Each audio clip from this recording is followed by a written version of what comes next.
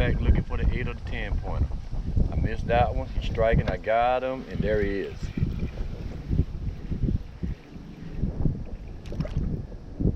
A little brim. He won't even make it to the live well.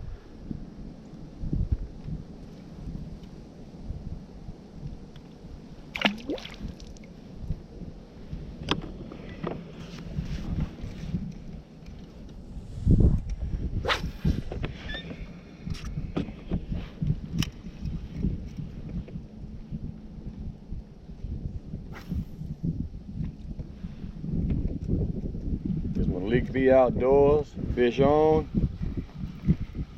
He's running the gauntlet. Another brim.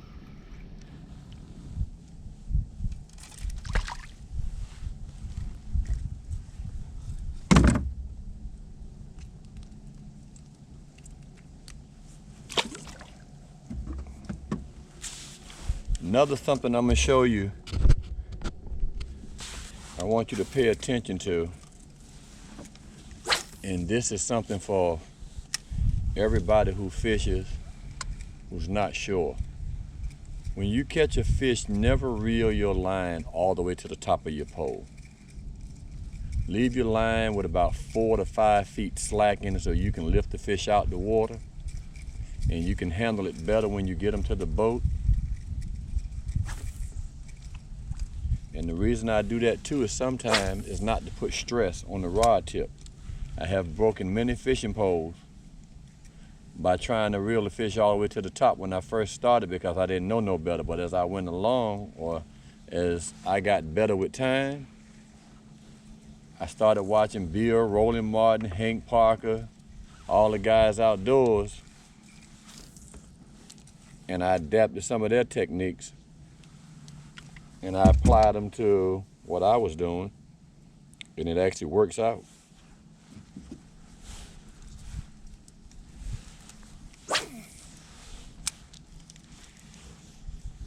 I got D-Train with the hush mouth. He won't even ad lib or chime in on. Hey. You got good commentary. You ain't telling no lies about it.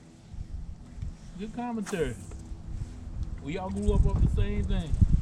And then watching our parents bank fish. Yep. I don't know why back in the day they had cane poles and bait worms and was catching bass, which was amazing to me because you can't do it these days. You got to be able to get to the fish these days.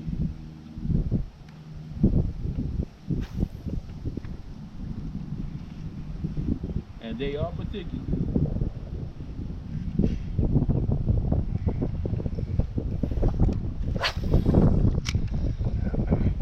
I'm not a big crappie man, but I love the action. So what do you like to fish for? I'm more of a catfish person. I just like that bite they put up. I like the taste. Always have been. I like going in and the whole setup. You know, fishing with shrimp. Okay. Fishing with shrimp. The night fishing with them and fish on. Fish on. While he talking, fish on. Nice little crappie. My PB for the day. Yep. My PB for the day. That's how it's so far.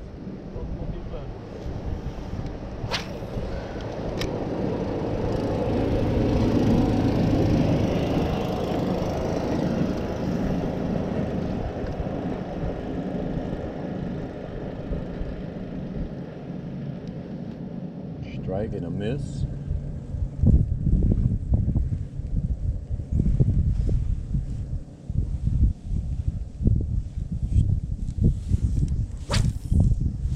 Down there.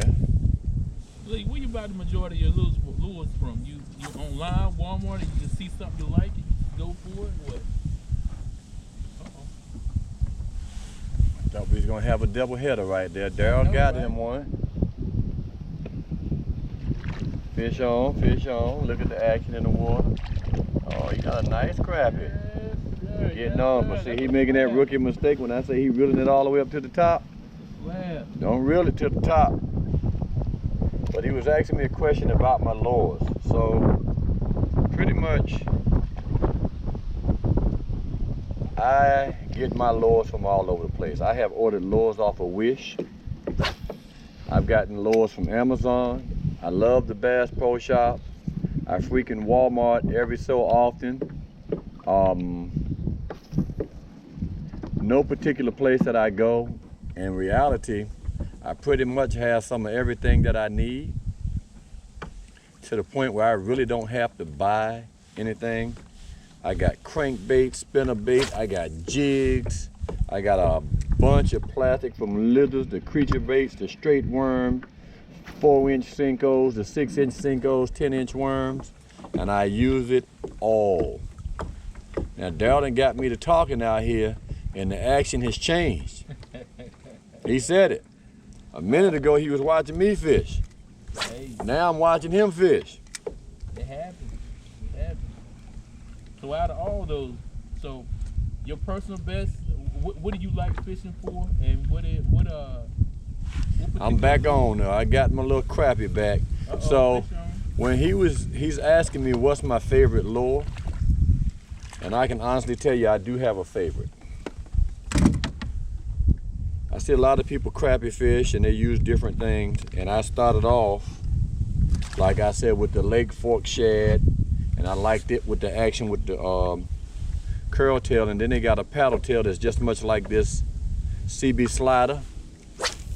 But since then I've migrated more towards the slider because, like I said, it's an inline bait, it's short. When the fish get it, he got it. You know, it's not like him trying to suck down a whole 2-inch minnow. When he bites on this, most of the time he engulfs it. When I'm bass fishing, I love the 4-inch Senko. And you can buy them at Walmart in a 10-pack for $2.99. And I buy them in a majority of colors. I get the June bug, I get the pumpkin seed, I get the watermelon speckles, I get the black with the speckles. And the black and speckle is my favorite. And like I said, it's a 4-inch Senko worm. I rig it with a 4-aught. Most of the time I'm using it Eagle Claw. And a lot of time I'm using a 5-aught hook. You got to think about the size bass you're catching, how big they are. And their mouth can almost swallow the pond. Bass fishing over crappie, or what? What's your favorite fish to catch? I used to go fishing, and the only thing I would fish for was bass. But as the time went by and I'm sitting in the house in the wintertime and I want to go fishing, and I know fishing for bass is slow because the water's cold and they get a little stagnant, they slow down, a little sluggish. And bass fishing in the wintertime is an ordeal. It can be done, but it's gonna take some time. As to where crappie is a year-round fish. So when I come out now, most of the time I'm fishing. I don't care what gets on here, but if I go bass fishing, I take one crappie reel. If the bass giving me action, I'm bass fishing. If the bass ain't giving me no action, then I'm just fishing. Later on in the year, as it starts to warm up out here, you're gonna see episodes that's gonna amaze you. And I can tell you this forthcoming because I have some personal honey holes where I know I'm gonna go in and get my 5-pound, 7-pound, 8-pound bass. And when I do it, you're not gonna believe it.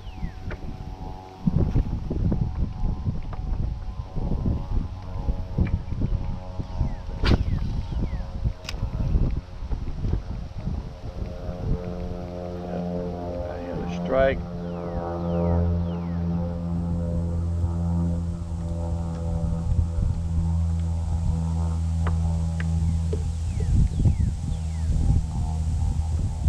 Strike. Miss.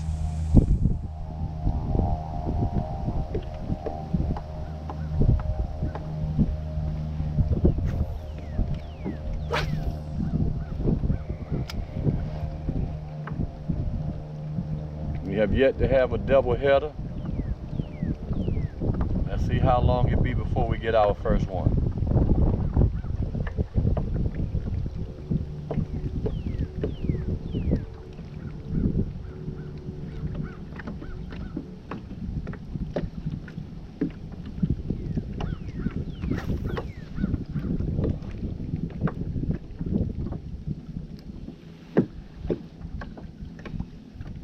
Got to adjust my skirt.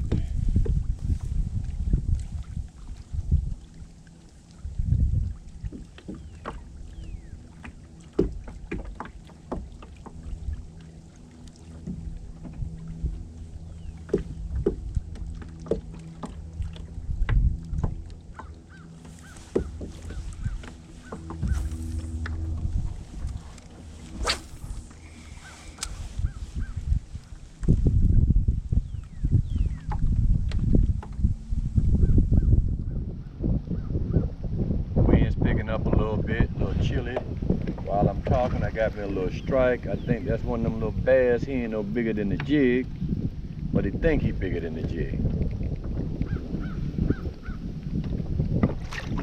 Tugging like he 15 pounds.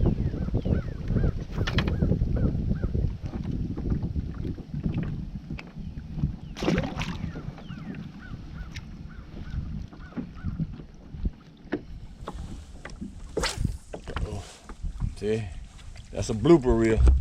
Every once in a while with these two-piece rigs, the top piece comes loose. Some people say, well, why don't you glue it? You don't want to glue your fishing pole together.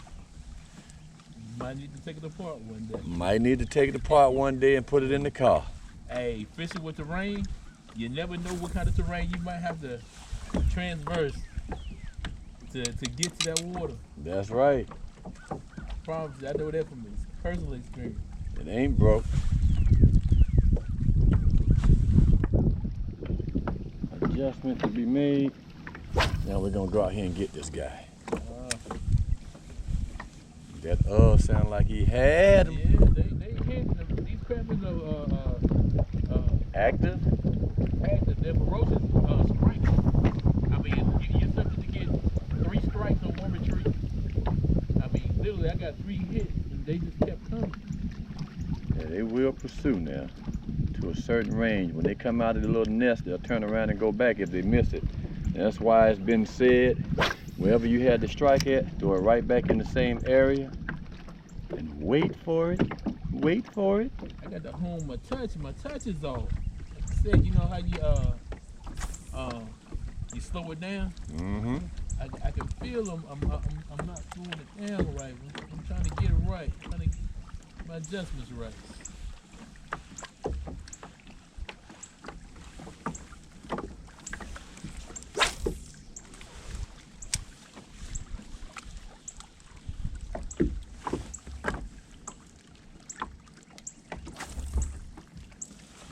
Good and well. Let me see. My watch right? It's 2:30 already.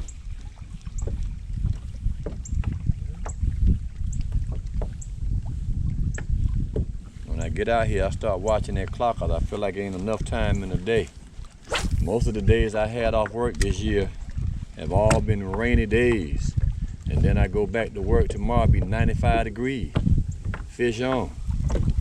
So I come out here and I start watching the clock because I want to fish as long as I can. Daylight saving time. Right now it's getting dark about 7 o'clock. The weather's been crazy. Yeah, up until this past week, it has rained every other 2 days. Or 2 or 3 days. Yep, and this is the first day of spring.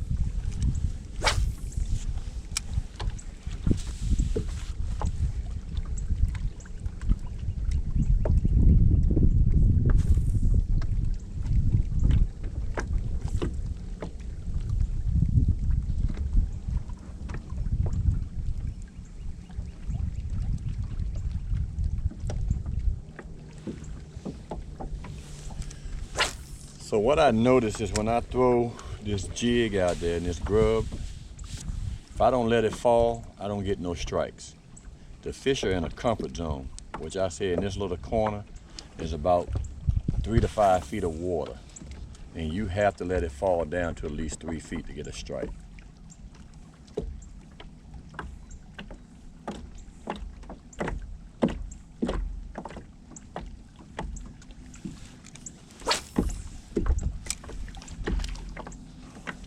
I did just what you just said. I let it Nice drop. crappie, nice crappie. Let it drop.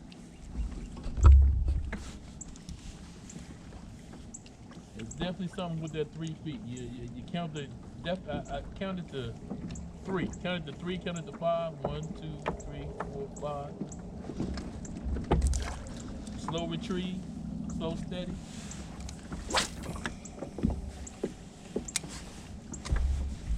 And the best part about it, like I said, I'm out here and it's cold. And crappie are normally going to start to spawn when the water temperature gets about 55 degrees. That's when the water starts to warm up and the fish start to get a little bit more active. And trust me, like I said, I got some little farm ponds that I'm gonna go to. When I say them guys got some of the nice crappie that you want to catch in a farm pond, you know. And like I said, they're not trophy, and it has been some trophy in it because I have caught 3 crappie out of this pond in particular that weigh 3 pounds or better. I can't imagine. That's amazing. This. Right. And I got some other ponds that I can go to later on in the season that I know the crappie are at least 1.5 pounds to 2 pounds. And those are we classified slab. Darylin came on and put the little thing on. Slow it down, slow it down. You got inches.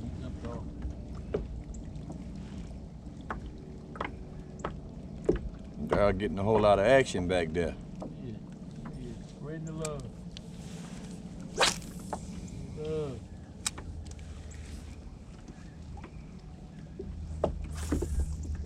We're fishing a crisscross pattern. It doesn't matter. We don't worry about getting our lines tangled because one is always on the bottom. I missed that strike. Maybe he'll come behind me and catch up on it.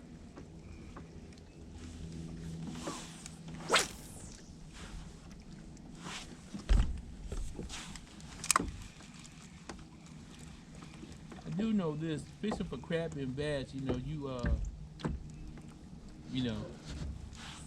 open face is definitely better than bait casters. I like bait casters, but